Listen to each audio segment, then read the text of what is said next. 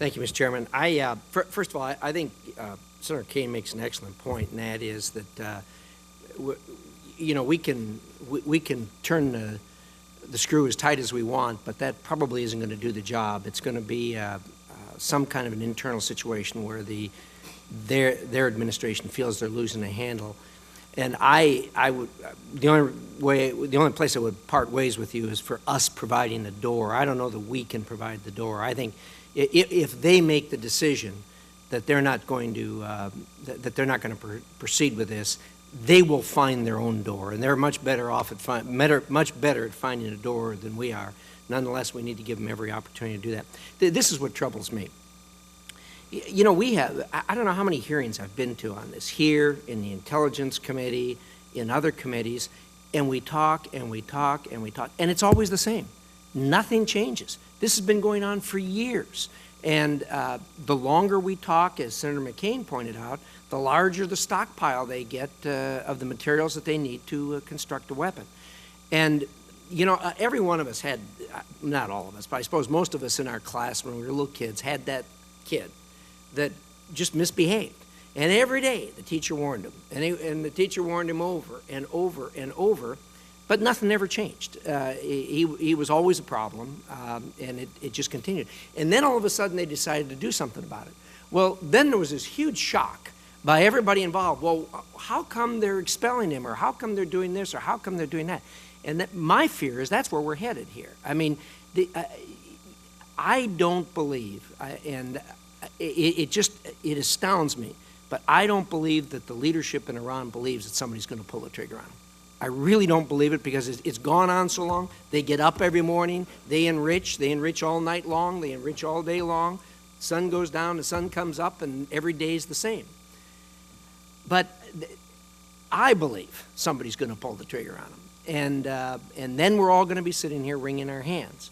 And what can we do to change this dynamic? I'm tired of it. I'm exasperated with it, and I guarantee you, someone else in the world feels the same way about this, and it's going to end, and it isn't going to end happy.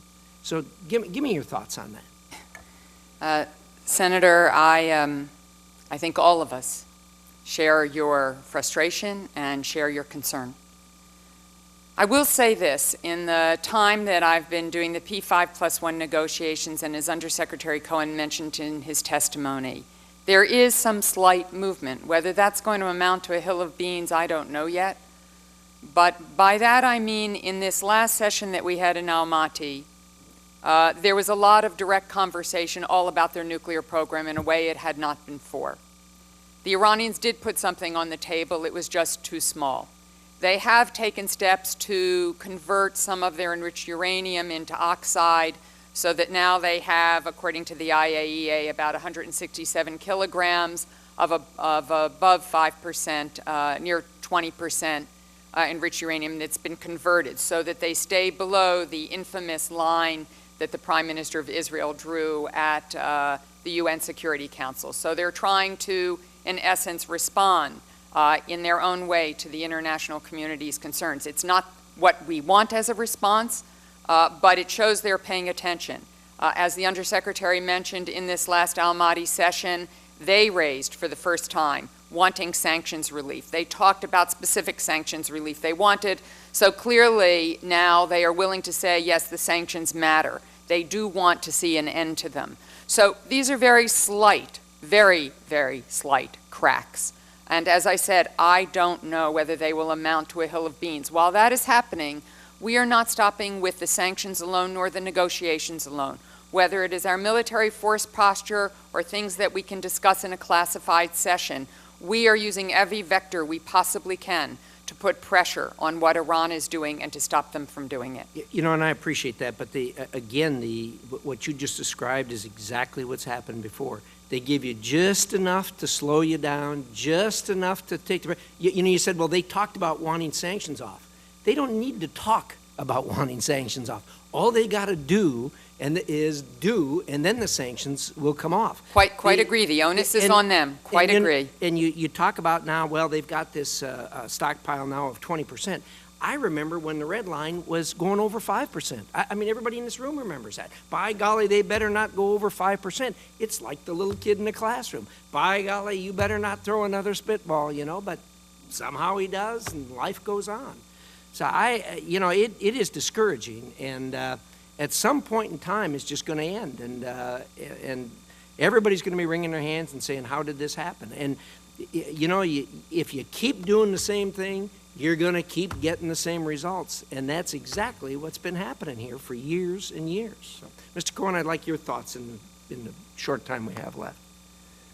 Well, Senator, I think the one thing that has changed in the last several years is the intensity and the effect of the sanctions, and in particular the financial sanctions. And I want to return to a point that I made earlier, which is the impact of a provision that went into effect earlier this year, which, as we've talked a lot this morning about Iran selling less oil, we have also now put into place, through legislation and through actions that we have taken, a mechanism that makes it very difficult for Iran to get access to the revenue that it's earning from its dwindling oil sales. So even as its sales are going down, it is now being stressed in a much more significant way because it cannot get access to those revenues in a way that the Iranian government wants. That's different. It's different than what we had in place last year. It's certainly different from what we had in place several years ago.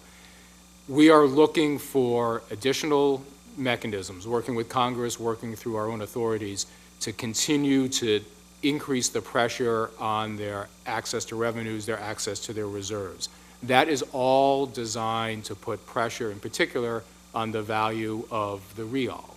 And one thing that we have seen in the course of the last year is when the rial depreciates and depreciates rapidly, that begins to create a dynamic in Iran that has an effect. It has an effect on the elites and their perception of how the country is behaving.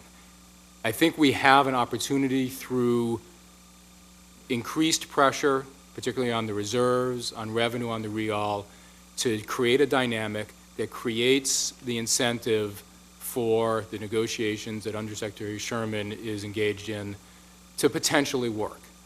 No one knows whether ultimately they will succeed, but I do think this dual-track strategy creates the environment in which there's some potential for a diplomatic resolution. Mr. Cohen, I hope you're right, but unfortunately these are the same things we heard when we originally put the sanctions on. They're the same things we heard when we ramped up the sanctions the first time. They're the same things we heard when we ramped up the sanctions the second time. I mean, there is no doubt that we're making life somewhat inconvenient for them. But for crying out loud, over this long period of time, if we can't do it with those sanctions, they obviously are not getting the job done to the point that we want to see the job done. So with that, my time's up. Thank you very much, Mr. Chairman. Senator Coons. Thank you, Chairman Menendez.